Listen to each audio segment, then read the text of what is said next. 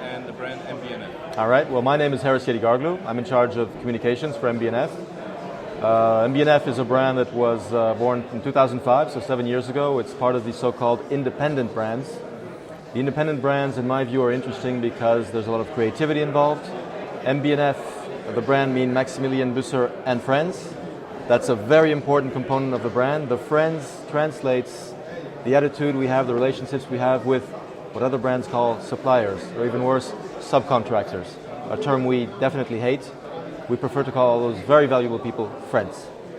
Your watches are certainly very unique. Can you tell me what is unique about them? What is your brand identity, your DNA? Sure. We like to make machines. We don't call them watches. When we refer to our pieces as watches, it seems very strange to us. We call them machines because to us, the only good reason to buy a mechanical watch today is because it's a mechanical work of art. And if it's a work of art, you need to magnify, you need to really focus on the machine-like nature of a mechanical watch. The other thing is we create every year an entirely new machine. That's from day one the objective of MB&F. Every year we number them, horological machine number 1, 2, 3, and so on. We come out with an entirely new machine. And of course we like to make three-dimensional machines and totally out of the ordinary. We use traditional watchmaking. Inside are impeccable traditional watchmaking movements. But on the outside, of course, you get a very, very different and intriguing machine every time. This is horological machine number 4, nicknamed Thunderbolt. Like all our machines, it started with a simple, powerful idea, airplanes. We wanted to make a machine that was a tribute to aviation. Why airplanes and model airplanes? Because that was one of our childhood dreams when we were kids. We built a lot of model airplanes. Probably our most extreme machine for 2 reasons. One, the movement, which has a very unusual shape, of course, exactly fitting the case. The second reason, which most people don't know, is the case. The case, contrary to what you might think, is not 3 sections like this. It's actually 3 slices of materials. This entire rear section here starts as a solid block of red gold. That central transparent section, which goes throughout the case, starts as a solid block of sapphire crystal, and the same goes for the frontal piece here. And we then pile those 3 pieces together and screw them together with those screws on the side. So there you have it, a very straightforward machine, time, power reserve, but in fact a very complex machine with a lot of visibility on the movement, a very comfortable, ergonomic way to wear the watch, like a driver's watch. When you wear it, it's facing directly towards you, and of course a very fast-looking machine on the wrist. This is our horological machine number 3 series. The original horological machine number 3, HM3, was this one. White gold case and these 2 cones, as we called them, with revolving hands to give hours and minutes as well as the date. The piece I have here on your left is a reinterpretation, if you like, of horological machine number 3. It's something we do every so often, a so-called performance art piece.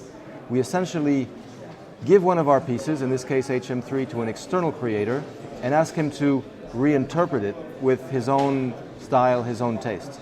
In this case, the external creator is Stepan Sarpaneva, the well-known Finnish watchmaker, and he has turned HM3 into the moon machine.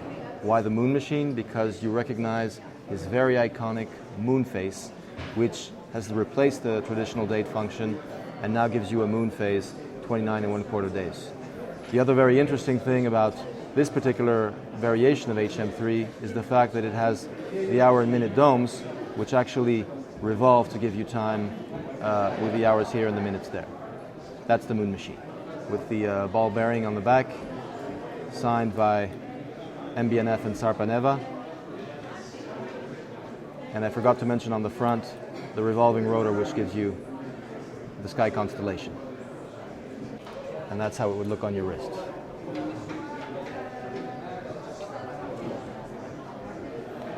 This machine is Legacy Machine, and it carries a different name versus our usual machines, our horological machines like HM3, which is on my wrist. Horological machines are our contemporary machines. Legacy Machine, on the other hand, is an entirely new line. And as you can see, it's our first round case, and it bears on the inside a movement that looks very much like a classic pocket watch movement.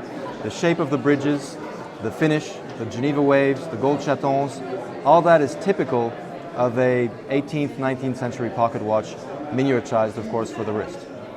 Now, there's one thing missing in this movement, and that, of course, is the balance wheel. The balance wheel has been suspended and put right in front of the watch, as you can see here. It's a big balance wheel, 14 millimeters, and it's beating voluntarily at a very slow pace so you can actually see it. 2.5 hertz. That's probably one of the biggest balance wheels on a wristwatch today. That balance wheel drives 2 time zones, and those 2 time zones are fully independent.